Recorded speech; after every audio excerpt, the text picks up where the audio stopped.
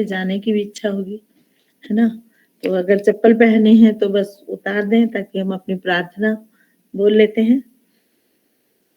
जी दीदी। प्रथमे गुरु वंदना करूं, फिर मैं मनाऊं गणेश। प्रथमे गुरु वंदना करूं, फिर मैं मनाऊं गणेश। सिमरूं माता शारदा, मेरे कंठ करो प्रवेश। सिमरूं माता शारदा, मेरे कंठ करो प्रवेश। मेरी आन रखना, मेरी शान रखना, मेरी आन रखना, मेरी शान रखना, मेरी आन रखना, मेरी शान रखना। नर्मदे हर हर हर। आप सभी बहनों का और हमारे साथ में जो लोग भी जुड़े हैं उनका सभी का हृदय से स्वागत करती हूँ। आज का दिन हमारे लिए बहुत अच्छा दिन है, बहुत बेहतरीन दिन है और हमारे लिए एक बहुत अच्छा समय लेकर आया, बहुत अच्छा ऊर्जा से भरे हुए लोगों का साथ लेकर आए हैं और एक बहुत कहना चाहिए एक शब्द मुझे समझ में नहीं आ रहा क्या बोलना चाहिए, लेकिन एक हमारी किस्मत है कि जो हम ऐसा सोच पा रहे हैं कि हम आगे आने वाले समय में ऐसा कुछ करेंगे जो कि समाज हित में होगा। तो इसमें जो आज जो हम मिले हैं वो विशेष रूप से स्वास्थ्य के ऊपर चर्चा है और जैसा कि सभी लोग जानते हैं कि स्वास्थ्य जो है वो खान पीन वगैरह सब चीजों के अलावा योग का बहुत बड़ा उसमें हाथ होता है। तो चूंकि यहाँ पर सभी इकाइयों से लोग हैं और सभी जगह से लोग हैं, तो हो सकता है कि आपके मन में कुछ हो कि हम भी कुछ बताएं, तो आप लोग अपने पॉइंट्स लिख सकते हैं, लिख के रख सकते हैं। और विशेष रूप से आज हमने जिन्हें इनवाइट किया है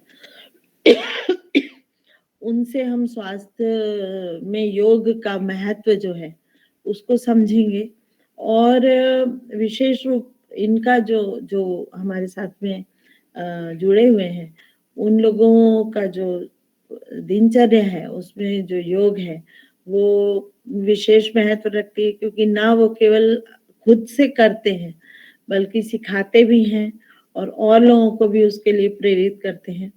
और इतना किस्मत वाले हैं हम, हमारे ऊपर भगवान की इतनी कृपा दृष्टि है, इतना आशीर्वाद है कि आप दोनों बहनों ने, हेमलता जी ने और रश्मि जी ने, दोनों बहनों ने हमें योगा के लिए अपना सहयोग देने के लिए पूरी तरह से मंशा जाहिर की है। उन्होंने हमें अपना, हमारा निवेदन भी था उनसे, तो उन्होंने उसको स्वीकार किया है और वो हमारे बीच में हम बहनों को और हमारे साथ साथ में जितने लोग अभी यहाँ पर हैं स्क्रीन पे, वो लोग जितने लोगों को जागृत कर पाएंगे उतने लोगों को वो स्वास्थ्य लाभ के लिए योगा सिखाने के लिए, बताने के लिए और रेगुलर बेसिस पे, ना केवल एक दिन आधा घंटा 1 घंटा आके लेक्चर देना ही नहीं, केवल रेगुलर बेसिस पे वो हमको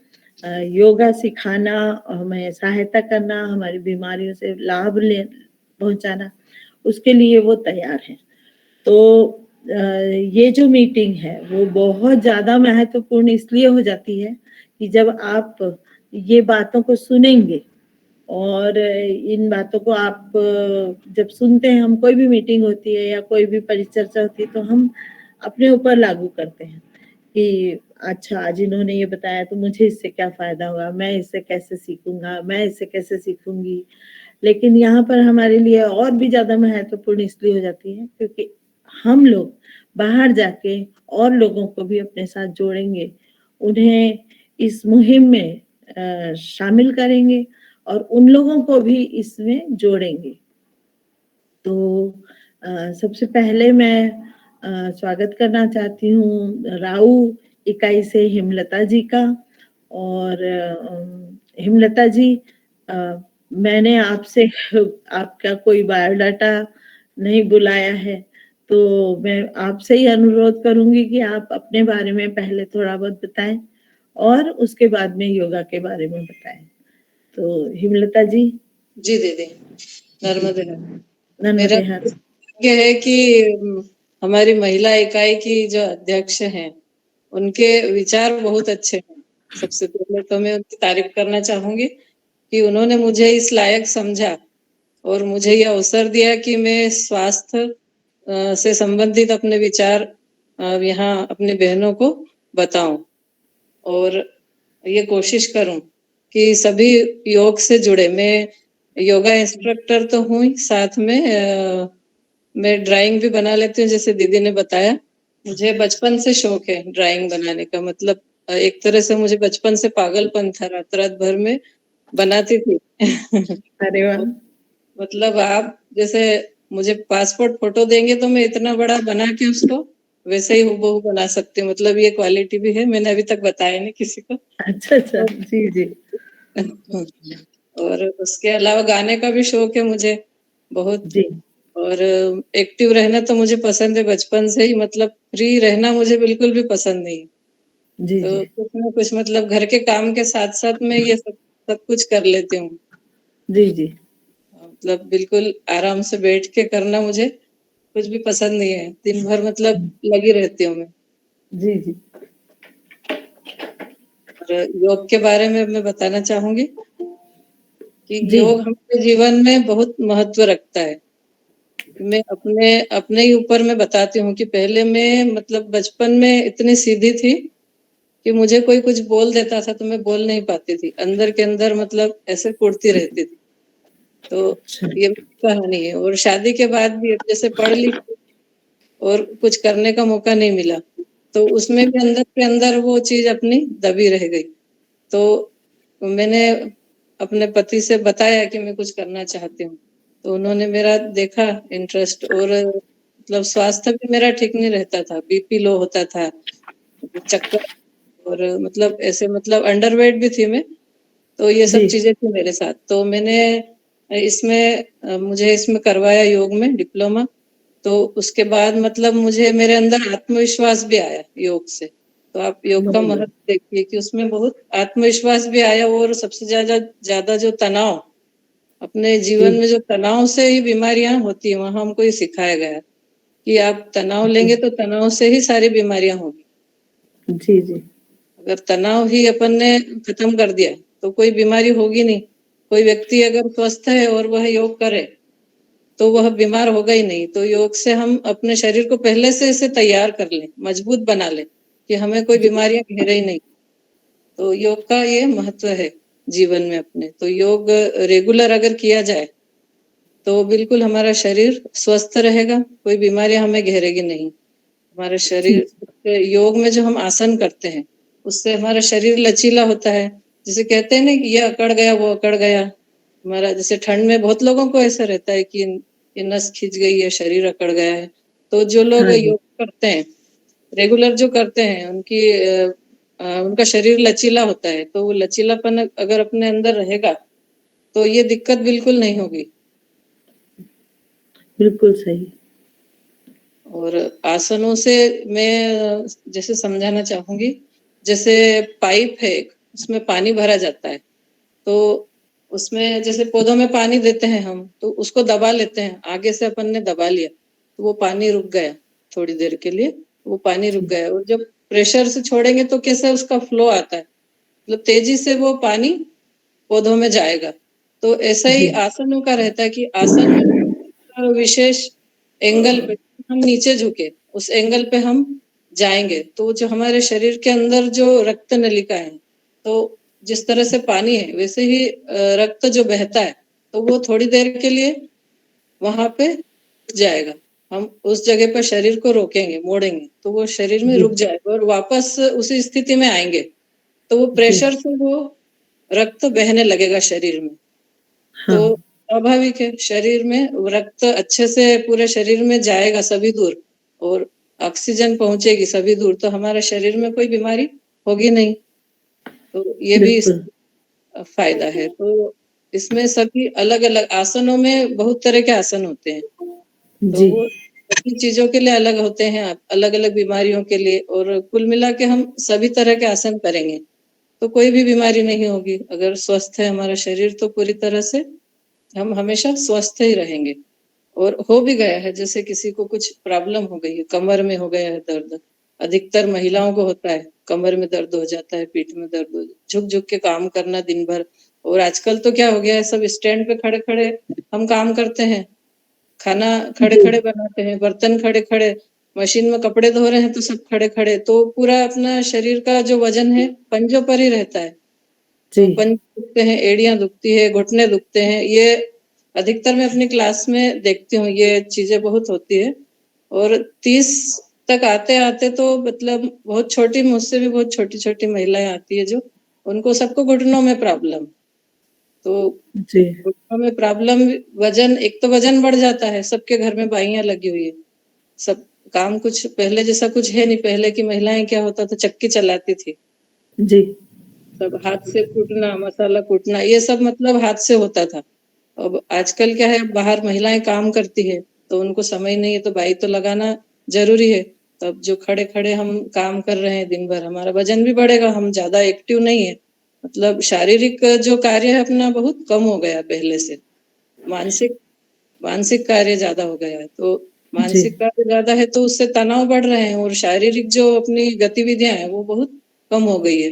तो उसी वजह से बीमारियाँ भी धीरे-धीरे बढ़ने लगी है। तो जी, मेरा ये कहना है कि हम डॉक्टर को इतना-इतना फीस देते हैं जाके, तो उससे अच्छा तो ये है कि हम बीमार ही ना हों, पहले से अपने आप को तैयार रखें। जैसे युद्ध के लिए जाते हैं और शस्त्रों की तैयारी होती है, उसी तरह से हमको भी अब बीमारियाँ देखो, कैसी-कैसी बीमारियाँ आ गई है, कोरोना आ गया है, कितनी खतरनाक बीमारी। तो हमको इम्यूनिटी जी, बढ़ाने के लिए एक ये चीज़ भी बहुत ज़रूरी है। हमारे जीवन में योग योग को शामिल करना बहुत ज़रूरी है। आप खाना खाते हैं, सोते हैं, सब हमारे काम ज़रूरी है। उसी तरह से ये काम भी अगर हम मान लें कि हाँ, ये ज़रूरी है, तो आपको हमेशा योग स्वस्थ रखेगा। इसे अपने जीवन में शामिल सभी को करना चाहिए, मैं तो यही कहूँगी। और बहुत महिलाओं को अच्छी। ये होता है कि अरे हमने तो ये काम कर लिया, हो गया योगा, हमने बर्तन मांज लिया, हमने कपड़े धो लिए, ये काम, ये हो गया योगा। योगा कहाँ हो गया, ये तो खड़े-खड़े हम काम कर रहे हैं ना, खड़े-खड़े हम पंजों पे वेट हमारा जा रहा है। एक तो वेट बढ़ाया है हमने और वो पंजों पे जा रहा है वेट सारा। तो आपको बिल्कुल, तकलीफ तो होगी घुटनों की, पैरों में दर्द होना, पिंडलियों में दर्द होना, ये सभी खड़े-खड़े ज़्यादा देर। डॉक्टर के पास भी आप जाएँगे तो डॉक्टर भी यही कहता है कि आपको ज़्यादा देर खड़े नहीं रहना है, कमर दुख रही तो आपको झुकना नहीं है। तो ये सभी चीज़ें मतलब इसमें ध्यान भी रखते हैं हम योगा में। जैसे आपको तकलीफ है, किसी को तकलीफ हो ही गई है, तो उस चीज़ को हम बोलते हैं, अवॉइड करने का बोलते हैं कि ये आपको नहीं करना है। तो जी, बहुत से लोग जैसे यूट्यूब पे भी देख के कर लेते हैं, लेकिन योग में प्रारंभिक सबसे पहले तो हमको मन बनाना पड़ता है। योग का मतलब ही ये है मन को शरीर से जोड़ना। पहले तो अपने को शरीर को देखना है कि हम क्या-क्या कर सकते हैं। योग में जो आसन रहते हैं उसमें आसन को साधना होता है, मतलब कि आपको जबरदस्ती नहीं करना है।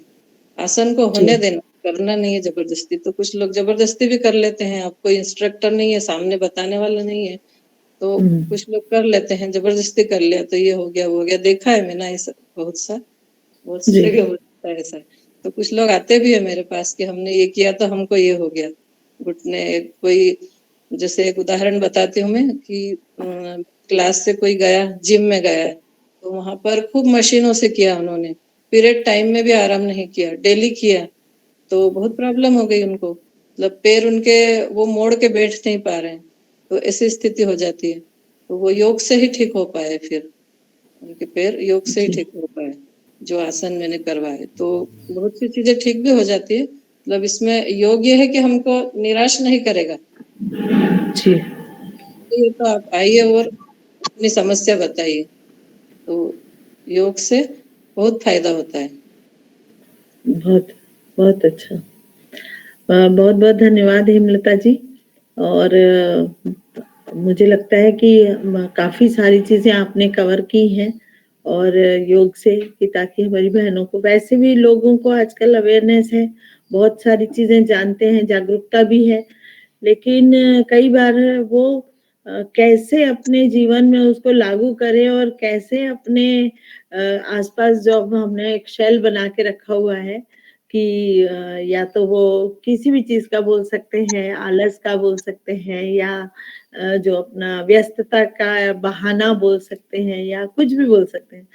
तो उसको कैसे तोड़ें और कैसे हम स्वस्थ जीवन की तरफ आएँ? इन सब बातों पे रोशनी डालने के लिए मैं हमारे साथ में है रश्मि जी मोहिदे, उज्जैन से हैं आप और बहुत अच्छी आपके हमारे सहयोग रहता है महिला संगठन में आपका बहुत सहयोग रहता है। तो रश्मि जी मैं आपको आमंत्रित करती हूँ कि योग के ऊपर आप बताइए। जी, जी। 1 मिनट मेरा दोनों मोबाइल थोड़ा चालू हो गए थे, बंद कर लूँ? 1 मिनट। जी, जी, जी।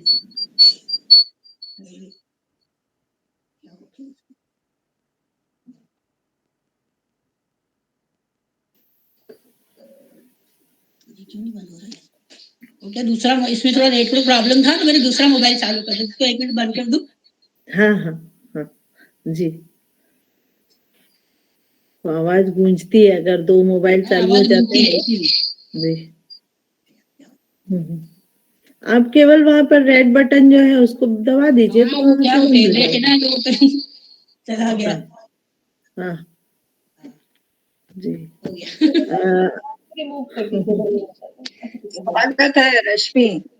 हाँ, हरिओम। हरिओम सुनीता दीदी, दीदी नर्मदे हर। नर्मदे हर। नर्मदे हर सब। सभी को मेरा हम्म, जय श्री महाकाल और जी। सभी बहनों को नर्मदे हर। सभी को मैं सादर अभिवादन करती हूँ। जैसे कि हेमलता जी ने आज बोला कि योग के बारे में और सब जानकारी दी उन्होंने और हम लोग भी सब अधिक बहनें योग से परिचित भी हैं। तो हमारा क्या है विषय आज हमारा है कि स्वस्थ जीवन का मंत्र है योग।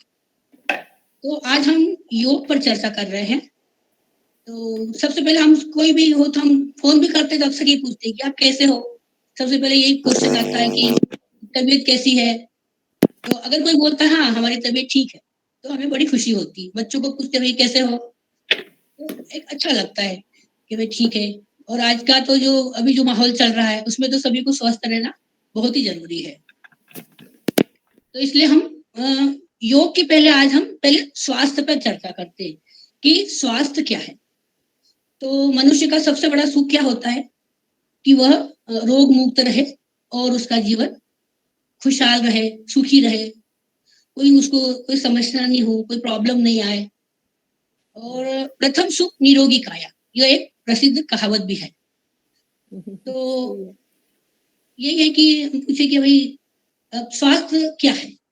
अगर हम पूछते किसी से आपका स्वास्थ्य कैसा है तो वो कहता है हम मैं ठीक हूँ। तो क्या वो पूरी तरह से ठीक है? अगर है तो बहुत अच्छी बात है। लेकिन अगर किसी को कोई समस्या है, कोई प्रॉब्लम है तो वो थोड़ा सा बोलेगा हाँ ठीक हूँ, हाँ, चल रहा है, इस तरह से बोलता है। तो उत्तम रीति से जो जीवन जीने के लिए हमको स्वस्थ रहना बहुत जरूरी होता है। क्योंकि कोई भी काम करेंगे हम तो उसका सही विधि होना, सही तरीके से जीना है हमको।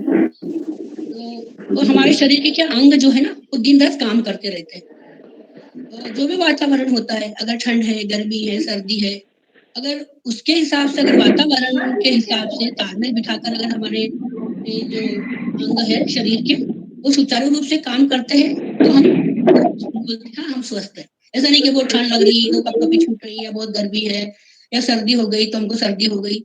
नहीं, ये सब जो भी वातावरण जितना भी मौसम है उसके अनुरूप अगर हमारा शरीर के अंग सारे काम करते रहते हैं तो हम पूरी तरह से स्वस्थ हैं। लेकिन जब शरीर की जो प्राकृतिक और सामान्य क्रियाओं में कोई भी रुकावट आ जाती है या कोई गड़बड़ी हम देखने को में हमको आती है तो हमारा शरीर अस्वस्थ हो जाता है और हम उसे बोलते हैं कि हाँ ये बीमार है, ये रोगी है। अब रोगी क्यों है? क्योंकि हमारी जो 3 मेन चीजें होती है, एक हमारा आहार, एक हमारा काम और एक आराम। तो जो भी हम आहार लेते हैं उसके ऊपर है कि हम किस तरह का आहार लेते हैं। तो हमारा आहार अगर प्राकृतिक है, सात्विक है, हम शाकाहारी है, सात्विक है, पौष्टिक है, साथ ही साथ सुपाच्य है, और दूसरा है काम।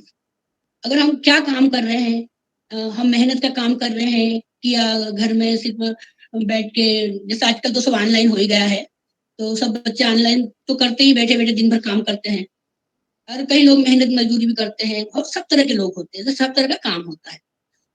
और तीसरा होता है आराम। हम कितना आराम करते हैं, दिन भर जो काम करते हैं वो भले ही बैठ के काम कर रहे हैं या मेहनत का काम कर रहे हैं, वो आराम किस तरह करते हैं उस पर भी निर्भर करता है। तो ये जो आहार, काम और आराम से संबंधित प्राकृतिक नियमों का पालन किया जाए तो मानव शरीर, जो कि एक पूर्ण यंत्र है, हमारा शरीर एक पूर्ण यंत्र है, हमारे शरीर के अंदर हर बीमारी का इलाज है। हर हमारा शरीर, अगर हम हर चीज का नियम से पालन करेंगे तो हमारा शरीर एक बहुत बड़ा यंत्र ईश्वर ने हमको दिया है कि वो सब बीमारियों को ठीक कर सकता है, उसमें इतनी शक्ति, इतनी ताकत है। लेकिन जब हम इन नियमों को तोड़ देते हैं और हम अपनी मनमानी करते हैं, नियमों के विरुद्ध जाते हैं, तो हमारे शरीर में विषैले द्रव्य उत्पन्न होने लगते हैं। तो जो हमारे शरीर में विषैले द्रव्य उत्पन्न होते हैं, तो उनको बाहर निकालने के लिए शरीर कुछ कोशिश करता है, और उसी कोशिश को एक रोग का नाम दिया जाता है। अब प्रश्न उठता है कि फिर हम स्वस्थ कैसे रहें? तो जब तक हम पूर्ण रूप से स्वस्थ नहीं रहेंगे तो हम जीवन का संपूर्ण उपयोग नहीं कर सकते। अगर मान लीजिए कोई महिला है, वो पूर्ण स्वस्थ है, तो अपने घर में सारा काम कर लेगी, बच्चों को भी संभाल लेगी। आजकल तो महिलाएं जॉब भी करती है, बाहर भी नौकरी भी करती है, बच्चों को भी संभालती है ना, तो सब कुछ करती है। तो अगर वो पूर्ण स्वस्थ रहेगी तो अच्छे से घर का काम कर लेगी और बाहर का भी कर लेगी, और उसका संपूर्ण उपयोग भी करेगी। और हमारे जो भाई लोग हैं वो भी अगर पूर्ण स्वस्थ रहे तो सारा काम कर पाएंगे, नहीं तो चिड़चिड़े होंगे, गुस्सा करेंगे बात बात में। होता है, स्वाभाविक होता है, अगर कोई बीमार होता है तो टेंशन रहता है, चिड़चिड़ापन भी आ जाता है, स्वाभाविक है। तो इसलिए हमको, जब तक हम पूर्ण स्वस्थ नहीं रहेंगे, हम अपने जीवन का पूरा उपयोग नहीं कर पाते हैं। और ये स्वस्थ रहना हमारी व्यक्तिगत के साथ साथ समुदाय के लिए भी बहुत जरूरी है, क्योंकि हम एक सामाजिक प्राणी हैं। अब हमारे हम समाज में कार्य करते हैं तो समाज स्वस्थ रहना चाहिए। एक हमारे देश के जो लोग हैं, वीर जवान हैं, अगर वो स्वस्थ रहेंगे तो देश की रक्षा कर सकते हैं। इसलिए ये सब स्वस्थ रहने के लिए बहुत जरूरी है। अब स्वस्थ रहने के लिए 3 बातों का मुख्य ध्यान रखना पड़ता है। एक तो क्या है, पोषण द्रव्यों की निरंतर पूर्ति होती रहे, मतलब पोषण, हमारे शरीर को जो पोषण तत्व मिलते रहे, पूरे विटामिन मिलते रहे और पौष्टिक भोजन मिलता रहे, उसकी निरंतर पूर्ति होती रहे। और जो हमारी अंतःस्त्रावी ग्रंथियां हैं उसका भी स्त्राव होता रहे। हमारी क्या अंतःस्त्रावी ग्रंथियों के पर ही हमारा शरीर का सारा जो भी कुछ होते हैं, हम स्वस्थ है या अस्वस्थ है, इन ग्रंथियों पर डिपेंड करता है। वो हमारी पेनक्रियाज है, थायराइड ग्रंथि है, और भी हमारी ग्रंथियां हैं। तो अगर हमारी पेनक्रियाज में कुछ गड़बड़ हुआ तो आजकल आए दिन डायबिटीज वगैरह ये सब परेशानी हो ही रही है।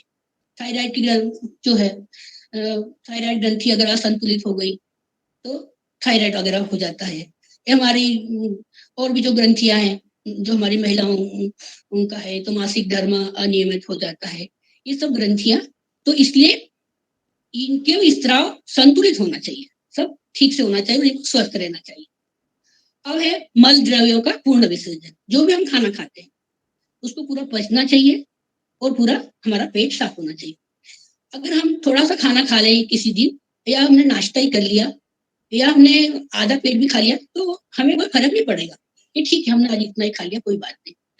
लेकिन अगर जिस दिन हमारा पेट साफ नहीं होता है, उस दिन हमको बड़ी बेचैनी रहती है, अरे मेरा तो पेट साफ नहीं हुआ, बड़ा अनईजी सा लग रहा है, और एक थोड़ा टेंशन हो जाता है। और अधिकतर क्या लोगों को ये टेंशन बहुत रहता है कि पेट साफ नहीं हुआ। तो ये हमारे जो मल द्रव्य है उसके अंतर्गत सभी आता है, नाक, कान, गला, नाखून, पसीना, ये सब इसके अंतर्गत आते हैं। ये भी हमको ठीक से होना चाहिए। तीसरा है हमारा नाड़ी संस्थान, जो हमारी 3 नाड़ियां होती, वात, कफ, पित्त, तो इन नाड़ियों को भी पूरा संतुलित होना चाहिए। इसी को परिभाषित करते हुए आयुर्वेद में कहावत बोली गई है कि सम दोषा सम अग्निश्च सम धातु मल क्रिया प्रसन्न आत्मेन्द्रिय मन स्वस्थ इत्यभि दीयते। मतलब जो हमारी तीनों नाड़ियां हैं, वात कफ पित्त, इनका संतुलन बराबर होना चाहिए। हम कोई भी अगर आयुर्वेद के यहाँ जाएंगे ना, सबसे पहले हमारी नाड़ी देखते हैं और उसके हिसाब से हमारी वो इलाज करते हैं। तो नाड़ियां स्वस्थ होना चाहिए। फिर दूसरा होता है अग्नि, हमारे अंदर पाचक रस होते हैं, वो अग्नि, वो भी हमारे इसमें बड़े संतुलित होना चाहिए। न ज्यादा अग्नि बढ़ना चाहिए, न कम अग्नि होना चाहिए, बराबर संतुलित होनी चाहिए। और जो हमारे धातुएं हैं, इसमें रस आ गया, रक्त आ गया, मांस आ गया, अस्थि मंजा, ये सब जो है वीर्य, ये इनका भी सब समान होना चाहिए, तो ही हम स्वस्थ कहलाएंगे। और फिर जो हमारी मलमूत्र की क्रिया है, इसको भी सही होना चाहिए। ये सब तो स्वस्थ हो गया, तो ये नहीं सोचना कि हम स्वस्थ हैं, लेकिन इसके साथ साथ जो हमारा मन है, जो हमारी इंद्रियां हैं और जो हमारी आत्मा है, उसको भी प्रसन्न रहना चाहिए, खुश रहना चाहिए। ऐसा नहीं कि हाथ दुख रहे, पैर दुख रहे, हम स्वस्थ है, ऐसा नहीं। पूरा मन, इंद्रिया और आत्मा पूरी तरह से स्वस्थ होगी, तभी हम पूरी तरह से स्वस्थ मानेंगे। अब स्वास्थ्य को हमने 4 भागों में बांटा है। पहला है शारीरिक स्वास्थ्य, दूसरा है मानसिक संवेदनात्मक स्वास्थ्य, तीसरा है सामाजिक स्वास्थ्य और चौथा है आध्यात्मिक स्वास्थ्य। अब शारीरिक जो स्वास्थ्य होता है, वो शरीर को स्वस्थ रखने के लिए हम करते हैं। तो उसके अंतर्गत हम बहुत सी प्रणालियां का इस्तेमाल करते हैं, बहुत से तरीके हमारे पास। जैसे हम लोग सोचते हैं चलो खेल कूद के साथ हम स्वस्थ रहेंगे, या कोई तैरते हैं, तैराकी करता है, उससे भी हम स्वस्थ रह सकते हैं। जिम्नास्टिक है, कराटे है, व्यायाम है, योगासन, ये सब के अलग अलग तरीके होते हैं स्वास्थ्य को ठीक रखने के लिए।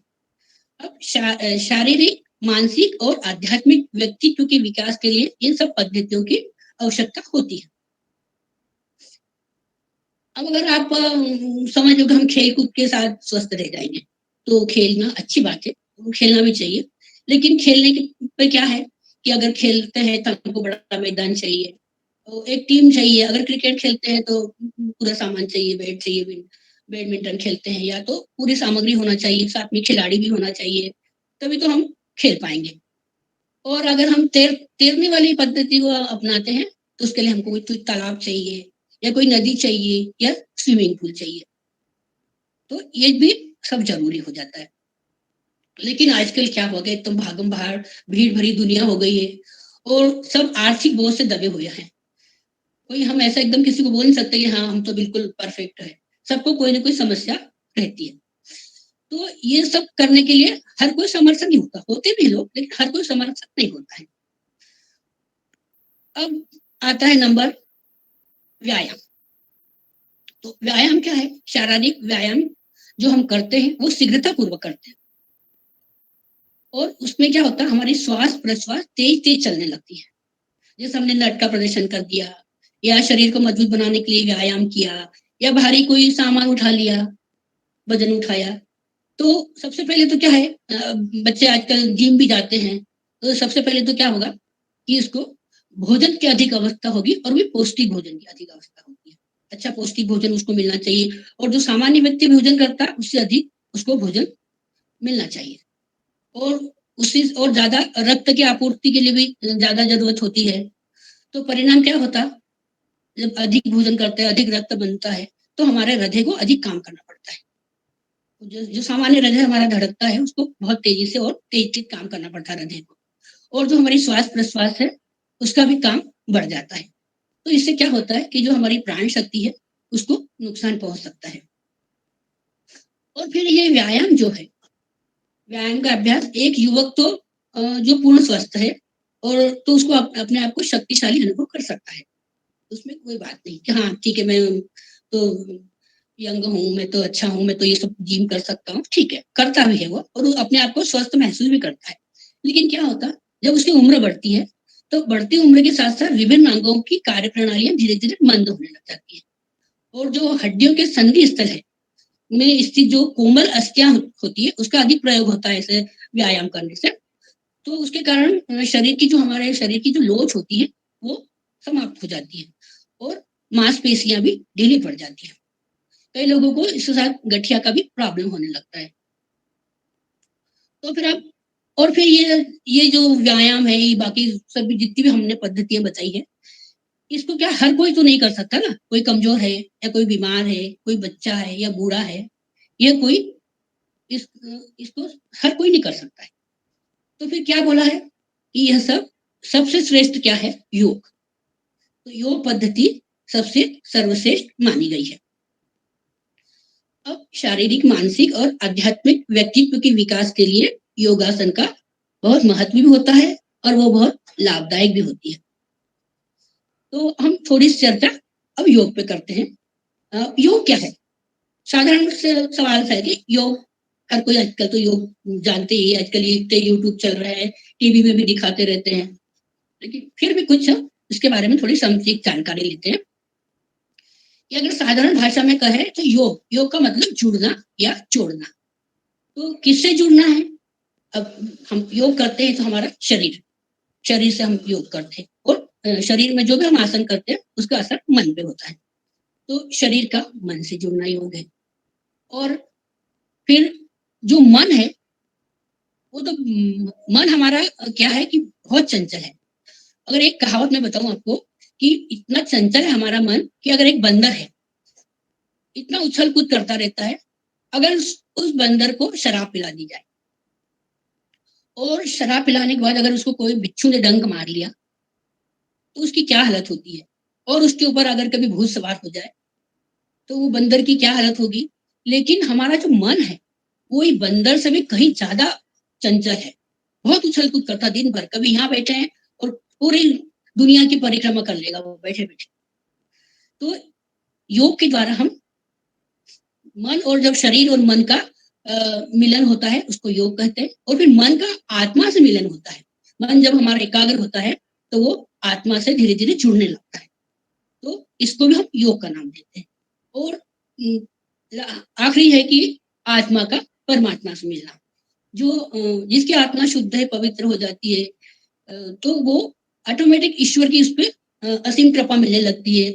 ईश्वर की उसको बहुत आशीष मिलते हैं और ईश्वर से वो हर काम वो अच्छा करता है। जो योग से जुड़े लोग रहते हैं ना, वो अक्सर अपने आप उनके अंदर ऐसी भावना आ जाती है कि सर्वे भवन्तु सुखिनः वाली भावना आ जाएगी, ओम सहनावतु सहनौ भुनक्तु, ऐसी भावना उनके मन में अपने आप पनप जाती है।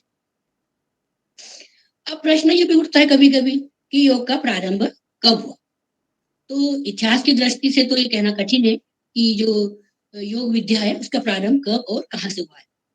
लेकिन इसके संबंध में इतना ही कह सकते हैं कि जब मनुष्य अपने विषय में सचेत हुआ और तभी से उसके मन में योग की भावना आ गई। योग ईश्वरी देन है। हट्टयोग के अनुसार भी कहा गया है कि भगवान शंकर ने पार्वती जी को योग का ज्ञान दिया था।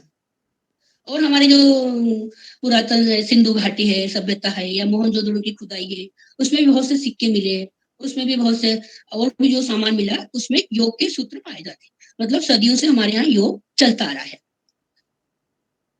फिर धीरे धीरे क्या हुआ, सतयुग था, द्वापर था, तब तक तो लोग योग से जुड़े थे। धीरे धीरे कलयुग आ गया, धीरे धीरे लोग योग की भावना अंदर धीरे धीरे समाप्त होने लग गई और योग को लोग भूल गए।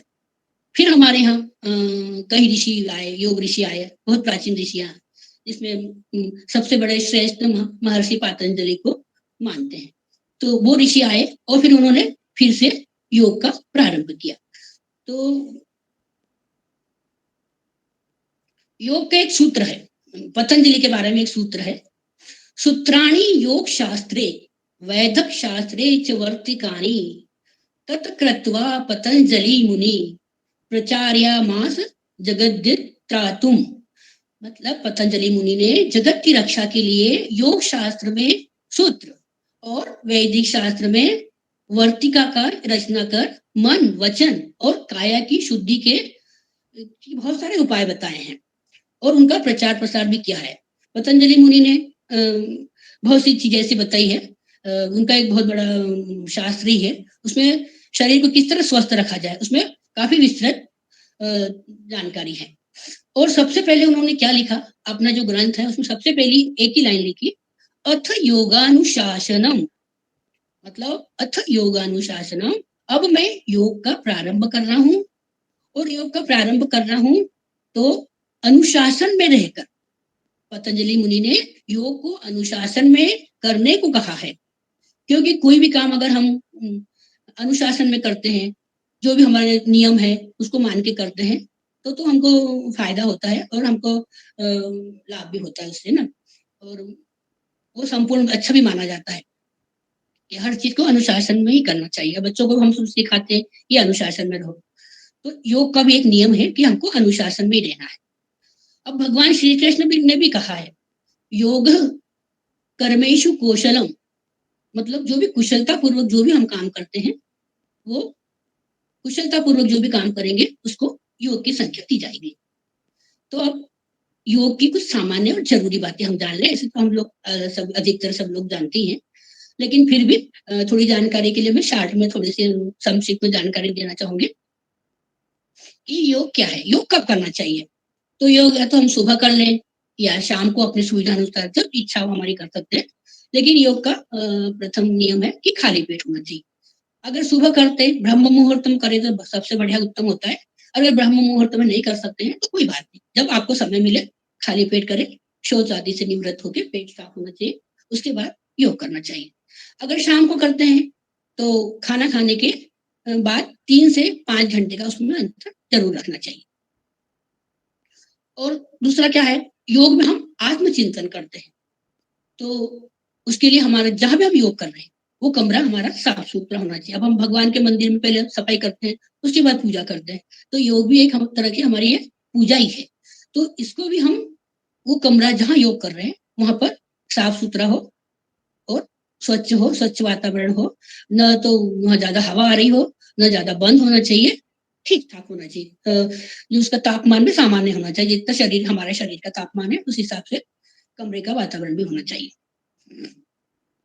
अब आसन का आता है, तो मोटी दरी या कंबल बिछाकर मोटा होना चाहिए आसन पे हम बैठते हैं। कई लोग कुर्सी पे बैठकर भी आसन करते हैं, तो कुर्सी पे बैठकर भी कर सकते हैं, लेकिन हमको ये मोटी दरी या कंबल बिछाकर करते हैं अगर, तो उसके ऊपर धुली हुई साफ चादर बिछाना चाहिए। क्यों बिछाना चाहिए कि जो हमारे कंबल जो दरी होती है वो रोज तो धुलती नहीं है, लेकिन इसमें एक पतली चादर साफ वाली बिछा देंगे तो साफ रहेगी। तो जो हम आसन ले करते हैं, तो आसन के साथ प्राणायाम भी करते हैं, तो छोटे छोटे सूक्ष्म जो कीटाणु होते हैं वो हमारे नाक के द्वारा और भी जो हमारे ऑर्गन है उसके द्वारा हमारे शरीर में प्रवेश कर जाते हैं, इसलिए वो चादर धुली हुई और साफ सुथरी होना चाहिए। अब भोजन भी सात्विक हो, पौष्टिक हो, सुपाच्य हो, तभी तो अच्छे से हमको पचेगा ना। योग करने वालों को ना भूख भी लगती है, बार बार भूख लगती है, अरे मैंने योग कर लिया तो भूख लगी, लेकिन फिर भी हमको नियंत्रण रखना है और सुपाच्य ही खाना खाना चाहिए, सात्विक खाना चाहिए, शाकाहारी खाना चाहिए, और पौष्टिक भी साथ में हो। गरिष्ठ खाना नहीं खाना चाहिए, अगर गरिष्ठ खाना खाएंगे तो फिर हमको एसिडिटी का प्रॉब्लम होने लगता है और हमारी जो वात कफ पित्त है वो दूषित होने लगती है, तो इसलिए हल्का सुपाच्य खाना ही खाना चाहिए। और सभी काम योग में समान होना चाहिए, ऐसा नहीं कि आप काम कर रहे हो तो दिन भर काम ही कर रहे हो, सारे दिन सुबह से शाम तक भिड़े हो, नहीं ये काम भी कर लूं, ये भी काम करूं, ये भी निपटा लूं, वो भी निपटा लूं, तो ऐसा नहीं होना चाहिए। काम भी करना है, लेकिन साथ ही साथ हम बहनों को आराम के लिए भी उतना ही आवश्यकता है। भाई हो या बहन हो, सभी को आराम की भी जरूरत उतनी है। तो न तो ज्यादा काम करना है, न ज्यादा आराम करना है। ऐसा नहीं दिन भर सोए हैं, लेटे हैं, बैठे हैं, वो भी ठीक नहीं होता है। दूसरा, जल्दी सोना, जल्दी उठना। एक नियम होता है कि हमको 7-8 घंटे की नींद लेना है रात को। तो ऐसा नहीं कि रात को आधी आधी रात तक जाग रहे हैं और फिर देर से सो रहे हैं, तो फिर देर से उठ रहे हैं, तो ये भी योग के नियम में ये भी बाधक है। इसका ये नियम भी होता है, जल्दी सो जल्दी उठो। और खाने पीने का तो है कि अच्छे से खाना पीना है, पौष्टिक सुपाच्य ये सब खाना ही है। क्या होता है कि योगासन का अभ्यास करते करते, योगासन का अभ्यास जब भी करो आप, तो आराम से और धीरे धीरे एकाग्र होकर करना चाहिए, और जितनी आपकी क्षमता है उसी के हिसाब से आपको करना है। ऐसा नहीं कि आपने टीवी में देख लिया या यूट्यूब में देख लिया कि अरे मैं तो बहुत मोटी हो रही हूँ तो 10 बार सूर्य नमस्कार कर लिए या उछल कूद खूब कर ली, ऐसा नहीं। धीरे धीरे हमको आराम से योग करना है। सबसे पहले हमें ये जो हमारे हाथ और पैरों की जो क्रियाएं होती है, इसको धीरे धीरे आराम से करना है, और इस पर हमको ध्यान केंद्रित करना है कि हम क्या कर रहे हैं। पूरा मन हमारा जो भी क्रिया कर रहे हैं उस पर टिका के करना है।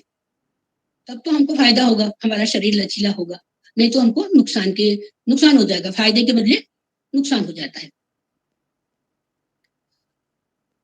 इसलिए और जो ये तो हो गया है ना, अब हो गया योगासन का अभ्यास, धीरे धीरे करना, एकाग्र होकर करना चाहिए, क्षमता अनुसार करना चाहिए। इससे क्या होगा कि जो हमारी आंतरिक योग का क्या होता है कि योग का प्रभाव हमारे शरीर के बाहरी अंगों पर तो पड़ता ही है, लेकिन जो अंदर की आंतरिक संस्था है उसमें भी अच्छा प्रभाव डालता है। हमारे अंदर बहुत छोटी छोटी सूक्ष्म चीजें होती है जो हमको समझ में नहीं आती, लेकिन योग और प्राणायाम के द्वारा उस पर बहुत अच्छा असर पड़ता है। वो हमारे स्नायु मंडल है, अंतरिस्वायु ग्रंथियां है, आंतरिक अंग है, मांसपेशियां है, वो सब सुचारू रूप से काम करने लगती है। इससे क्या होता है, हमारे शरीर के साथ साथ हमारा मन भी एकाग्र होता है। इससे हमारे चक्रों पर भी असर होता है, हमारे अंदर 7 चक्र है जो सब जानते हैं, तो उसमें भी असर पड़ता है। और जो हमारे अंदर जितनी भी दुर्बलताएं हैं, कमजोरियां हैं, वो धीरे धीरे कम होने लगती है। तो योग का अभ्यास स्वस्थ, इसमें एक चीज और है कि योग का अभ्यास स्वस्थ भी कर सकता है, अस्वस्थ भी, मतलब अस्वस्थ भी है तो उसको डॉक्टर की सलाह लेकर वो क्या आसन करना है क्या नहीं करना है वो कर सकता है, हल्के फुल्के व्यायाम कर सकता है। युवा भी कर सकता है, वृद्ध भी कर सकता है, बच्चे भी कर सकते हैं, हर उम्र का कर सकते हैं, कोई अमीर हो गरीब हो योग कर सकता है। और योग में ऐसा भी नहीं है कि हमको बहुत सारी जगह जरूरत होती कि बहुत सारी जगह चाहिए, कहीं भी एक कोने में बैठ गए और योग कर लिया। अगर हम सफर में है तो सफर में भी ट्रेन में बैठे हैं तो जरूरी नहीं हम आसन नहीं करें, आंखें बंद कर ली और धीरे धीरे मानसिक योग भी कर सकते हैं, या धीरे धीरे श्वासों पे ध्यान देते हुए प्राणायाम भी कर सकते हैं। तो इसमें ये भी एक बाधा नहीं होती, योग का ये इसमें खासियत होती है। योग क्या है, सरल और अनुशासित प्रणाली है। अब योग के बाद आता है प्राणायाम। ये तो आसनों की बात होती क्या होती है, अब प्राणायाम भी करते हैं हम, तो प्राणायाम की भी हम थोड़ी सी संक्षिप्त जानकारी लेते हैं कि प्राणायाम में महर्षि पतंजलि ने तो कहा है कि सिर्फ श्वास लेना, छोड़ना और श्वास को अंदर रोकना, मतलब रेचक, पूरक और कुंभक, इसी को महर्षि पतंजलि ने योग प्राणायाम का नाम दिया है। तस्मिन सती श्वास प्रश्वास योर गति विच्छेद प्राणायाम, मतलब तस्मिन सदी, मतलब जब हम आसनों की सिद्धि हो जाए। आसनों की सिद्धि कैसी होती है, या हम कोई भी एक आसन में बैठे हैं, वो लगातार हम उस आसन में बैठ सकते हैं, अगर 2 घंटे 3 घंटे सुखपूर्वक बैठ जाए, कोई परेशानी नहीं हो कि हमारे कहीं घुटने दुख रहे, तेरे पैर लंबे कर रहे, सीधे कर रहे, ऐसा नहीं। सुखपूर्वक जब हम आसनों में बैठना सीख जाए उसके बाद हमको प्राणायाम करना चाहिए, यह पतंजलि का कहना है। और उसके बाद तो फिर इसमें एक और प्रश्न उठता है कि फिर आसन क्या है। जब बोलते हैं कि आसन में सुखपूर्वक बैठना उसको आसन कहते हैं, तो आसन क्या है, तो इसका भी बहुत सरल शब्दों में स्वामी चरण दास ने बोला है कि 84 लाख आसन जानो, योनिन की बैठक पहचानो। मतलब कि हमारे जो हमारे बोलते ना, हमारे 84 योनियों के बाद मनुष्य जीवन हमको मिलता है, तो जितने भी 84 योनियां होती है, तो उसके जो भी जीव जंतु जिस अवस्था में बैठते हैं, जिस अवस्था में उनका आकार होता है, वो सब उस तरह के तेज सारे आसन भी करते रहते हैं। भगवान कृष्ण ने भी बोला है कि अगर हम सीधे बैठकर कोई भी काम करते हैं तो उसको आसन बोला जाता है, सीधे बैठकर काम करना उसी को आसन बोला जाता है। अब प्राणायाम के बारे में ये तो पतंजलि की बात हो गई। अब उसके बाद स्वात्मा राम आए, जिन्होंने हठ प्रतिपिका में लिखा है, उन्होंने प्राणायाम के 8 प्रकार बताए हैं। सूर्यभेदी, शीतली, शीतकारी, भ्रामरी, भस्त्रिका, उज्जाई, प्लावनी और मूर्छा। तो ये 8 तरह के प्राणायाम बताए हैं। और इन प्राणायाम के करने के पहले भी घेरेन ऋषि बोलते हैं कि प्राणायाम के करने के पहले हमको षट कर्म करना जरूरी है, शुद्धि क्रिया। अब शुद्धि क्रिया क्या है, तो शुद्धि क्रिया भी 6 प्रकार की होती है। नेति, धोती, नौली, वस्ती, त्राट और कपालभाति। ये घेरेन ऋषि का कहना है कि पहले हमको हमारे शरीर की शुद्धि करना है, उसके बाद प्राणायाम करना है। तो क्या है कि हर युग में अलग अलग सब जो ऋषि मुनि आए, उन्होंने योग के अपने अपने अनुभव और अपने अपने हिसाब से व्याख्या की है। अब आधुनिक भी योगा अपने योगाचार आए हैं, उन्होंने भी अपने हिसाब से बताया। महर्षि अरविंद हो गए, विवेकानंद हो गए, इन्होंने भी अपने अपने हिसाब से योग के बताया। चल बाबा रामदेव भी करवाते हैं, तो वो अपने हिसाब से सब बताते हैं। मतलब सबने अपने अपने हिसाब से, अपने अनुभव के हिसाब से बताया है। लेकिन अपने अनुभव के हिसाब से सब बताते हैं, लेकिन कोई भी योग या प्राणायाम हम करते हैं तो सबसे पहले आपको देखना है कि आपको क्या जरूरत है, कौन सा आसन, कौन सा प्राणायाम आपको जरूरत है, कि कौन सा आसन से आपको फायदे हो रहे हैं, कौन से नुकसान हो रहे हैं। क्योंकि शरीर, योग के पहले शरीर रचना जानना बहुत जरूरी है कि हमारे शरीर में की क्या मांग है। शरीर विज्ञान योग के साथ जुड़ा हुआ है, तो शरीर विज्ञान को जानना बहुत जरूरी होता है। तो अगर आपको पीठ दर्द हो रही है तो आप नीचे झुक के आसन नहीं कर सकते, या आपको पेट संबंधी कोई प्रॉब्लम है तो आप सीधे लेट के पीठ के लेट कर पेट के बल लेट कर आपको नहीं करना है। कंधे दर्द है, आपको गर्दन में दर्द है तो आपको झुक के नहीं बैठना है। ऐसे बहुत से है। अब वो बोलते हैं ना कि हम तो या यूट्यूब खोला और या टीवी में देखा और बस फटाफट आसन करना शुरू करते हैं। सबकी बात नहीं कर रही, जनरली बात है कि अधिकतर लोग करते हैं।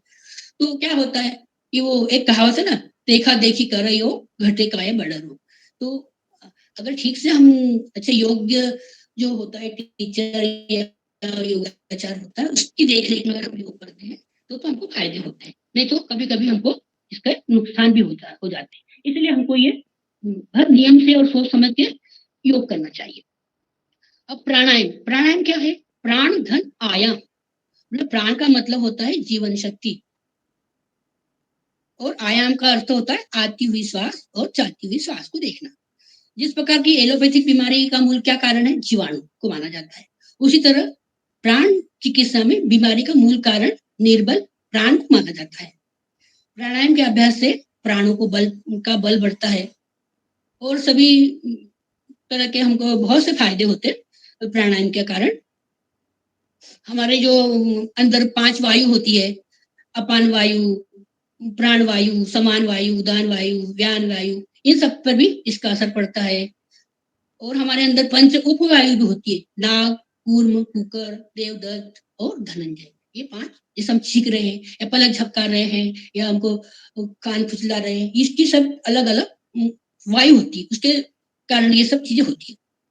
हमारे शरीर में 5 कामेंद्रियां होती है, 5 ज्ञानेंद्रियां होती है और हमारे अंदर 5 तरह के कोश भी होते हैं।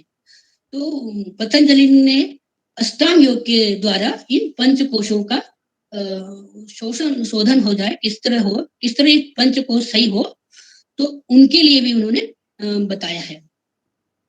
क्या आता है कि जो स्थूल शरीर में जो 5 कामेंद्रियां हैं, हाथ पैर मुंह मूत्र द्वार मल द्वार का, इनका शोषण यम के द्वारा होता है। मतलब ब्रह्मचर्य, अहिंसा, सत्य, अस्त्य और अपरिग्रह, इनके द्वारा हमारे 5 कामेंद्रियों का शोषण होता है।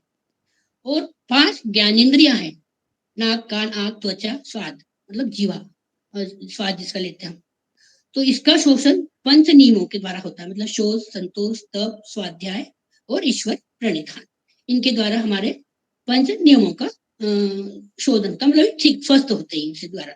और आसनों के द्वारा मुख्य रूप से कार्यकरण संघात्मक स्थूल शरीर जो होता है उसको, वो ठीक आसनों के द्वारा हमारा शरीर ठीक होता है। और हमारा प्राणमय कोश प्राणायाम के द्वारा ठीक होता है।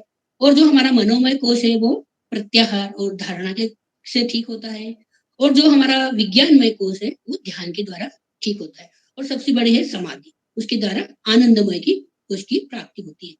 तो अष्टांग योग से 5 कोशों का शोधन किया जाता है। ऐसे तो योग में इतनी बातें हैं, इतना है कि अगर हम बोलते ना एक जन्म तो क्या कितने जन्म भी ले लेंगे तो न तो योग का ज्ञान कम होगा, न योग को हम जान पाएंगे। और मैं तो एक अल्प बुद्धि हूँ, बस थोड़ा सा जो मेरे को आता था वो सब आप लोगों के सामने मैंने किया। नहीं दीदी, आपने तो बहुत सारा बता दिया। धन्यवाद। मुझे तो पुराना सब याद दिला दिया आपने जो पढ़ा था। बताया आपने।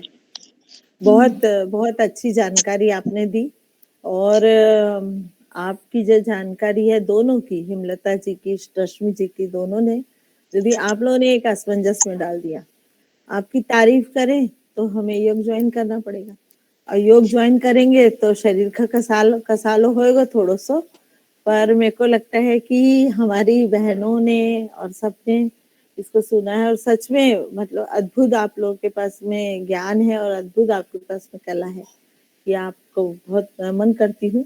बहुत अच्छा आपने बताया और मुझे लगता है सभी लोग जो सुन रहे हैं बहुत ध्यान से सुन रहे हैं और कुछ पॉइंट्स भी शायद उन्होंने लिखे होंगे या कोई भी कुछ बोलना चाहे तो मैं आमंत्रित करती हूँ। अगर हाथ उठा के बोलना चाहे या फिर आप अपने आप को अनम्यूट करके कुछ कोई बोलना चाहे तो बताएं। उसके बाद में हम अपना अनाउंसमेंट करेंगे जो योग से संबंधित है।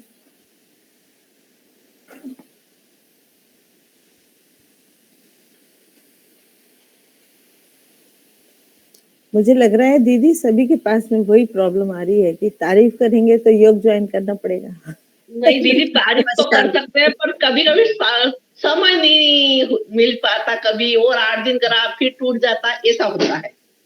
बिल्कुल बिल्कुल, तो इसके लिए जी तो अभी कृष्णा जी नमस्कार। बमनाला, हाँ सरिता, दीदी मैं एक बोलना सेकंड, जी दीदी हाँ। 1 सेकंड में आपको बुलाती हूँ मैं। बमनाला से कृष्णा जी गावशिंदे, उन्होंने अपना प्रश्न बोले या जो कुछ भी अपना विचार रखा है कि 7-8 दिन करते हैं फिर टूट जाता है तो फिर कैसे इसको पकड़ेंगे, हाँ, कौन रेगुलर नहीं बताएंगे? हो पाता, कुछ ना कुछ परेशानी आ जाती है। जी जी, तो रश्मि जी आप कुछ बताना चाहेंगे क्या जी इसके ऊपर? ठीक जी। है। वो क्या हमारा जीवन तो थोड़ा अस्त व्यस्त तो थोड़ा रहता ही है कि कभी कर लिया कभी नहीं कर लिया, लेकिन जो एक कहावत है ना कि फूल नहीं तो फूल की पंखुड़ी सही, है ना? बहुत बढ़िया। तो वो जी तो जी, करेंगे।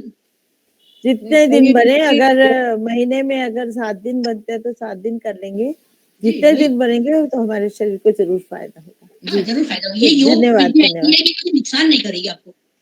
जी जी, धन्यवाद। सुनीता मैं दीदी। एक बात और कहना चाहती हूँ। जैसे जी हम पूरे परिवार का, घर का, बच्चों का, सबका ध्यान रखते हैं, जी, तो वैसे हमको अपना पहले ध्यान रखना है, क्योंकि हम बिल्कुल स्वस्थ नहीं होंगे तो हम सबका ध्यान कैसे रखेंगे? ये बिल्कुल चीज बिल्कुल सोचनी चाहिए। बिल्कुल, ये सही बात है। महिला स्वस्थ होगी तो परिवार स्वस्थ होगा। हाँ, हमको सबसे पहले अपना ध्यान रखना है, फिर हम दूसरों का रख पाएंगे ना। हम जी स्वस्थ जी नहीं होंगे तो दूसरों को परेशान करेंगे कि मुझे ये हो रहा, वो हो रहा है। बिल्कुल, वही वही तो जी मैंने जी कहा कि हमको हम संपूर्ण जीवन तभी जी पाएंगे जब हम पूरी तरह से स्वस्थ होंगे। जीवन का उपयोग जी, तभी कर पाएंगे। वही नहीं तो हमको हम आए दिन बीमार पड़ेंगे, कुछ ना कुछ समस्या आती रहेगी। कि तो हमको योग बीमार जी जी, होना ही नहीं। धन्यवाद दीदी। हाँ सुनीता दीदी आप कुछ बोल रहे थे? हाँ, नमस्कार। दोनों योगाचार्यों ने बहुत अच्छे अपने विचार व्यक्त किए और ये बात बिल्कुल सही है कि महिलाएं ही घर की धुरी होती हैं। अगर धुरी गड़बड़ हो जाए तो पूरा परिवार ही अस्त व्यस्त हो जाता है। बहुत अच्छी बात है ये। और जी सबसे पहले मैं सरिता का आभार कहती हूँ, क्योंकि अध्यक्ष बनने के बाद उसका मैं ये पहला प्रोग्राम देख रही हूँ और जी बहुत सक्रियता से वो हर विषय को उठा रही है और मैं उसका अभिनंदन करती हूँ कि इसी प्रकार आगे बढ़ती जाओ और महिलाओं के प्रति जो तुम्हारा भाव है इसको बिल्कुल मत रोकना और जी जितना जी हो सकता है, क्योंकि हमारे यहाँ हम लोग दिखते जरूर हैं कि बहुत आगे हैं, पर जी 25% ही है उसका। जी, बिल्कुल बाकी बाकी तो महिलाएं अभी भी पीछे रहती हैं, उनको आगे लाना बहुत जरूरी है। तो मैं सरिता का भी अभिनंदन करती हूँ और दोनों योगाचार्यों का मैंने सुना, मुझे बहुत अच्छा लगा। और भी अगर आप लोग सिखाओगे तो मुझे उम्मीद है कि और लोग भी लाभान्वित होंगे। धन्यवाद। बिल्कुल। आपके अभिनंदन के लिए ही मैंने बोला था और बाकी जी जी मैं आप चाहिए लोगों ने धन्यवाद तो तो भी धन्यवाद। मुझे चाहे बधाई दी।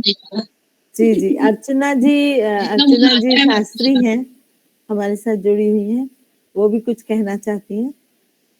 जी नर्मदे हर दोनों योगा गुरुज को मेरा प्रणाम। आप लोगों ने बहुत अच्छे से ये बात बताई।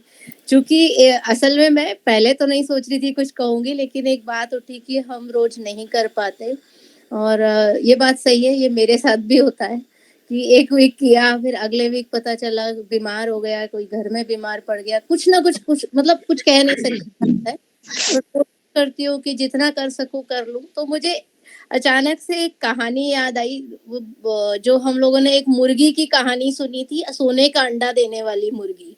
हम सबने सुनी है वो कहानी। और अगर मैं आपसे कहूँ कि मैं अगर आपके हाथ में एक सोने का अंडा देने वाली मुर्गी आ जाए, तो आप लोग क्या करेंगे?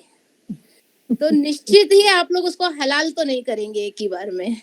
उसको उसका अगर मैं आप लोगों से ये प्रश्न पूछूं कि आप लोग क्या करेंगे, तो मुझे पता है आपके पास से बहुत ये सारे जवाब आएंगे कि हम उसके खाने पीने का ध्यान रखेंगे और हम उसकी सुरक्षा का ध्यान रखेंगे, यहाँ तक कि हम उसको डॉक्टर के पास रेगुलरली ले जाएंगे, चेकअप करवाएंगे, उसको वैक्सीनेशन लगाएंगे, मतलब सारे जवाब सब आप करेंगे। देने वाले हो, एक एक चीज। और अगर मैं आप लोगों से ये कहूँ कि सोने का अंडा देने वाली मुर्गी आप स्वयं हैं, आप स्वयं जो काम कर रही हैं अपने परिवार के लिए, आप स्वयं जो चीजें परिवार के लिए समय देती हैं, कोई जॉब भी करती हैं, सब तरह की कर रही हैं और ये आप खुद हैं, तो क्या आप अपना ध्यान इस तरह से रखती हैं?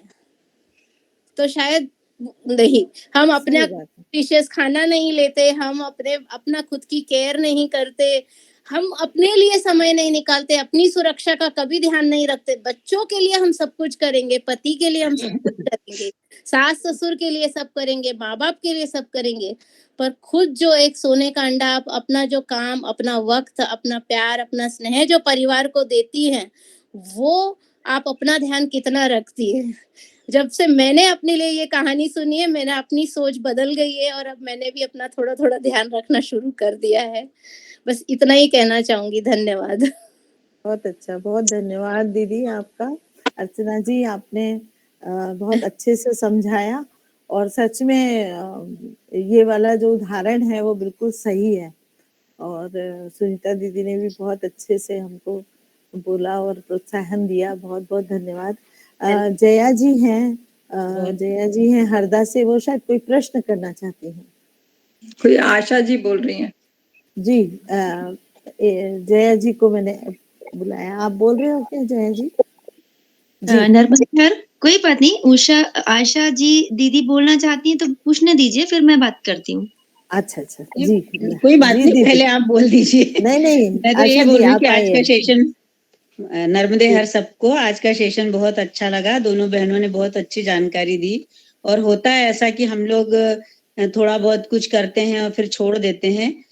अभी तो ये कोरोना चल रहा है, वरना हमारे कॉलोनी में गार्डन में हम लोग सब बहनें मिलके और सुबह योगा करते थे। तो अच्छा। मतलब उसमें एक थोड़ा-सा मैं अपनी तरफ से बता रही हूँ कि अगर हम ज़्यादा नहीं कर पाते हैं, तो हमें दोनों हथेलियों से ताली और पग ताली, ये भी हम ज़रूर कर सकते हैं और थोड़े से जो 5 हमारे प्राणायाम है वो हम कर सकते हैं। तो अगली बार सरिता दीदी मैं आपसे रिक्वेस्ट करूँगी कि आप मतलब ये दोनों बहनों से कुछ आसन हमें बताएँ कि जैसे पीठ दर्द है तो उसके लिए क्या ज़रूरी है? या जी, हमारी एड़ी में दर्द है तो जैसा कि हमारी हेमलता बहन ने बताया था कि ऐसा होता है, तो उसके ज़रूर। लिए हम बहनों को कौन से आसन ज़रूरी करना चाहिए? बिल्कुल, बिल्कुल। तो बस जी, जी। ये बहुत अच्छा सेशन रहा। आपको भी बहुत-बहुत धन्यवाद और धन्यवाद दीदी, धन्यवाद आप लोग आए और प्रोत्साहन दिया आपने, बहुत धन्यवाद। जया जी आप कुछ पूछना चाहते हैं? जी, मैं बस यही पूछना चाह रही थी, योग से संबंधित ही था प्रश्न मेरा कि जी। क्या जब हम थके हुए होते हैं, तो हमें शाम का टाइम है या ऐसा कोई टाइम है जब हम सो नहीं सकते तो या सो भी सकते हैं, तो क्या हमें योग करना चाहिए या सो जाना चाहिए थकान के वक़्त पे? क्या करना चाहिए? हाँ। जैसे आप थक गए हैं, तो जी। थकान उतारने के लिए हमारे योग में शवासन जो सबको सबसे ज्यादा पसंद रहता है। जी, शवासन। शव शव के समान आप लेट जाइए 2 मिनट के लिए। पूरे जी। शरीर को आपको ढीला छोड़ना है उसमें और मन को अपने ही शरीर से लगाना है। अपने शरीर से अपन कभी मन को लगाते नहीं है, तो उस समय आपको 2 मिनट में अपने शरीर से ही मन को लगाना है। तो पैर के अंगूठे से लेकर आप सिर तक और मस्तिष्क में अंदर तक पूरा उसमें आपको ध्यान देना है एक-एक अंग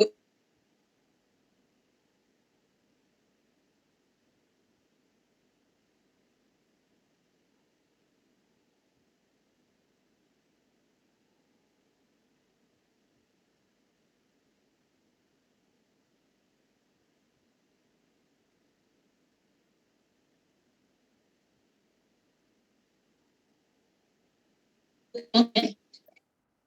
पहले के ऋषि मुनि क्या करते थे कि योग निद्रा करते थे, और योग निद्रा में हमारे महीने 2 महीने की जितनी भी हमारी थकान होती है, वो योग निद्रा के द्वारा आधे घंटे में उसको कुछ राहत मिलती है। तो जी। योग के साथ आपको शवासन तो करना ही है, और हफ्ते में एक बार योग निद्रा का अभ्यास भी करना बहुत जरूरी होता है, उससे जी, बहुत हाँ आराम जी। मिलता है। जब कोई थक जाते हैं तो किसी-किसी को नींद भी नहीं आती, वो कहते हैं कि हम सो नहीं पाते थक जाते हैं। सांसों पर ध्यान दीजिए और मन को एकाग्र कीजिए। वो मन तो हमारा बहुत चंचल है, धीरे-धीरे काबू में आएगा, लेकिन फिर भी कोशिश तो करना है हमको, और सोच जी। अच्छी रखना है बस। ऐसा नहीं धन्यवाद। सोचना हम थक गए। जी, थैंक मन यू। तो दौड़ लगाता है, धन्यवाद। मन तो एकाग्र हाँ, होना तो मुझे बहुत वो बंदर जरूरी वाली है। बात बताइए ना, बंदर जैसा है मन तो। जी, जी, बिल्कुल, जी। पूजा बहुत-बहुत पाठ करने धन्यवाद। बैठो, पता नहीं कहाँ-कहाँ घूम आता है। हाँ, कितना टाइम है चलिए। अभी अपने जी। मीटिंग में, कितना टाइम है? अगर कोई सवाल हैं तो हम रुकेंगे, और तो कुछ भी आप जो पूछना चाहें, हमारे दोनों गेस्ट हैं यहाँ पर, आप पूछिए। और अगर कुछ नहीं रहेगा तो फिर हम लोग नर्मदे हाँ, हर करके चाय बनाएंगे, चाय मैं पिएंगे। मैं ये लो कह रही थी करवा कि देते। जी, अपन अपन बोलते हैं ना कि हम रोज नहीं कर पाते, वैसे मैं भी नहीं करती हूँ, पर जो कर रहा है, अब अपने यहाँ काम वाली बाइयां रहती है, महीने भर आती है तब तो बड़े खुश रहते हैं, 2 दिन नहीं आती तो परेशान हो जाते हैं। तो खुशी ये मनाओ ना कि 28 दिन अच्छे से किया। तो ऐसे ही योग भी अगर एक आध दिन कोई मजबूरी के कारण नहीं कर पाए तो उसका दुख काय का। हफ्ते में अगर 5 दिन भी किया जाए, रामदेव बाबा तो कहते हैं कि 5 दिन भी आप करोगे तो भी बहुत है। तो सही है। इसलिए न कर पाना कोई कठिन काम नहीं है, महिलाओं के साथ सबको तो सब एडजस्ट करना पड़ता है, परंतु हफ्ते जी, में अगर 5 दिन भी किया जाए तो शरीर में वही क्रियाएं रहेंगी स्थायी, है ना? बिल्कुल, ठीक है ना बिल्कुल। रश्मि, सही है। हेमा जी? जी, बिल्कुल जी, सही। वही तो ठीक मैंने है। बोला कि अगर फूल पूरा नहीं धन्य मिले तो उसकी पंखुड़ी भी अगर भगवान को चढ़ा दोगे, भगवान खुश हो जाएंगे। खुश हो। ऐसा नहीं बोलेंगे स कि पूरा गुलाब का फूल ही चाहिए। जी, जी। कहते हैं कि हाथ संध्या भी जोड़ जी, दोगे तो भी खुश हो जाएंगे। फूल नहीं तो संध्या पंखुड़ी जी सही, कुछ बोलना चाह अपना रहे हैं वाला। पंधाना से। नर्मदे पं हर। हाँ जी, दीदी, मैं बोल रही थी कि जैसे योग में इसमें कमर में बहुत दर्द होता है और नीचे बैठने में बहुत परेशानी होती है, जी। तो इस कौन सा योग करना चाहिए? आपको सबसे पहले तो नीचे बैठने की जो मनाही की डॉक्टर ने, तो पहले आप चेक करवाओ कि क्या समस्या है आपको, है ना? मैंने वही बोला कि पहले हाँ, सबसे पहले अपना शरीर को जानो कि आपको किस तरह की समस्या है। कमर में भी हर तरह की समस्या होती है। तो पहले डॉक्टर से आप परमिट लो कि क्या चीज़ है, क्या रिपोर्ट आई है आपकी, उसके हिसाब से फिर प्राणायाम होते वो फिर आसन किए जाते हैं। तो अगर मैं अभी ये बोल दूँगी ये आसन कर लो, वो आसन कर लो, लेकिन आपकी कमर पे किस जगह क्या प्रेशर पड़ रहा है ना, तो उसका सबका अलग-अलग असर होता है। नहीं दीदी, करवाया था तो डॉक्टर ने बताया कि गैप है हड्डी में, हाँ, जैसे साइड में, राइट साइड दर्द है कमर में, हुँ। तो हाँ, हड्डी में गैप। मकर आसन कर सकते हो आप। पहले तो आपको जब तक अगर तेज दर्द हो तो कोई आसन मत कीजिए। अगर आपको हाँ, तेज आसन दर्द में तेज कभी दर्द कोई में आसन नहीं करना है, और आसन को बिल्कुल धीरे-धीरे और बिल्कुल क्षमता अनुसार करना है कि आज ऐसा नहीं कि आपकी कमर ठीक हो जाएगी। धीरे-धीरे आराम से करो आप, और मकर आसन में लेट गए, है ना? जी। और नहीं हुआ तो अ, बदलो। बिल्कुल। और एक आसन में क्या होता है, ये हम लोग मानसिक भी कर सकते हैं। ऐसा ज़रूरी नहीं है कि हमको आसन करना ही है। हम आँखें बंद करके बैठ गए और सोचिए कि हम ये वाला आसन कर रहे हैं। तो उसका भी उतना ही लाभ होता है जो हम लोग आसन करते हैं। एक हमारी ये मन की शक्ति है ये, कि बैठे-बैठे भी आप बिल्कुल सही, आसन कर सकते हो। बिल्कुल ऐसा सही। नहीं है। तो आपको जब तक जी, पूरी स्वस्थ रश्मि ना हो जी, जाओ, फिर आपको बिल्कुल, आसन उसके बाद ही करना है। और चेयर बिल्कुल। में बैठ के करना है आपको आसन। प्राणायाम करना जी, है या फिर कमर को धन्यवाद। ऐसे झुक गए, ऐसे ऐसे हो गए। ऐसे हल्के फुल्के आसन तो सभी लोग कर सकते हैं। हाँ, हल्के फुल्के हल्के-फुल्के आसन ही करना चाहिए, और अगर थोड़ा हेवी आसन करना हो तो पूछ के ही करना चाहिए, क्योंकि इसका दुष्प्रभाव बहुत ज्यादा देखने को मिलता है। बिल्कुल, बिल्कुल, एक दो केस बिल्कुल। मैंने जी, देखे जी, हैं जी। ऐसे कि जो ज्यादा अंदर डीप में चले जाते गए कि नहीं ये आसन खूब जम के कर रहे हैं, लगे हुए बिल्कुल, तो उनको कुछ उसके दुष्प्रभाव भी देखने को मिले हैं। एक मैं आपको किस्सा बताऊँ बिल्कुल, अगर किसी के पास इससे टाइम हो। पहले। तो जब मैं जी, योग सीख रही थी, तो उस टाइम हम ऐसा नहीं किसी की बुराई नहीं कर रहे हैं, लेकिन अब पूरी तरह समझ नहीं पाते हम कि क्या करना है। तो अब रामदेव जी कपालभाति कराते थे, वो तो उन्होंने तो सही बोला कि आपको कितना करना, किससे करना। लेकिन जो हमारे योग क्लास में एक महिला आती थी, उसने बहुत सारे कंटिन्यू कंटिन्यू कपालभाति करती रहती थी, तो उसका पेट जाम हो गया, बिल्कुल कड़क हो गया। तो फिर हमारे सर ने उसको बहुत पूछ करके फिर बड़ी मुश्किल से उसका पेट ठीक किया। तो कोई भी चीज, योग गुरु हो या कोई अच्छे से सुधार कहे, और शुरुआत सिर्फ अब हम लोग कभी कपालभाति कर रहे हैं तो सिर्फ 10 स्ट्रोक लगाओ, और वो भी धीरे से लगाओ। और जिनको हाई ब्लड प्रेशर है या जिनको एसिडिटी की समस्या है तो उनको भी सावधानी पूर्वक, और या तो करो ही मत, और करना भी तो बड़ी सावधानी से करना, क्योंकि हम ऐसा करते हैं तो पूरा हमारा ये ऊपर जाता है। तो ये सब इसके बहुत बहुत छोटी नियम और संयम होते हैं। जी नियम, संयम, जी खान पान सबका ध्यान रखना पड़ता है, तब योग करना चाहिए। हमारे यहाँ भी टिवानी में अपनी समाज की एक भैया थे, तो उन्होंने वो जो पेट घुमाने वाला आसन होता था वो कंटिन्यू करते रहे, तो पेट दर्द होता रहा तो भी करते रहे, तो सारी आंखें उलझ गई थी, बाद में उनका ऑपरेशन करना पड़ा। बस मैं अंदर की बात ठीक है है। ठीक है दी बहुत सी सावधानियां रखनी पड़ती है, जानकारी के अभाव जी में बहुत गलत भी हो जाता है कभी कभी। जी जी हल्के मैं फुल्के आसन रिक्वेस्ट करते रहो, करना चाह रही मतलब हूँ कि मैं निवेदन करती हूँ कि अभी जो हम थोड़ा प्रोत्साहन की बातें कर रहे हैं उसके बीच में इस तरह की बातें हम ना करें, क्योंकि जब पैदल ही चलना ही नहीं सीखा अगर किसी ने, और आप उसको गिरने की बातें सुनाओगे, एक्सीडेंट की बातें बताओगे, तो वो चलने से डर सकता है। तो हम अभी प्रोत्साहन की बातें कर रहे हैं। और जो प्रैक्टिकल का प्रॉब्लम है, जैसे जो लोग पूछ रहे हैं कि कमर में दर्द है या इसमें है तो कौन सा कर रहा है, तो आपके लिए हम लेकर के आए हैं कुछ, अभी बताऊंगी मैं आपको। पहले मैं तो कुछ बातें सुनना चाह रही थी, उसके बाद में हम अपना जो अनाउंसमेंट है वो करेंगे। तो शीला दीदी भोपाल से हैं, वो कुछ पूछना चाह रही हैं। तो शीला दीदी जी म्यूट हैं दीदी, आप अनम्यूट करके बोलिए।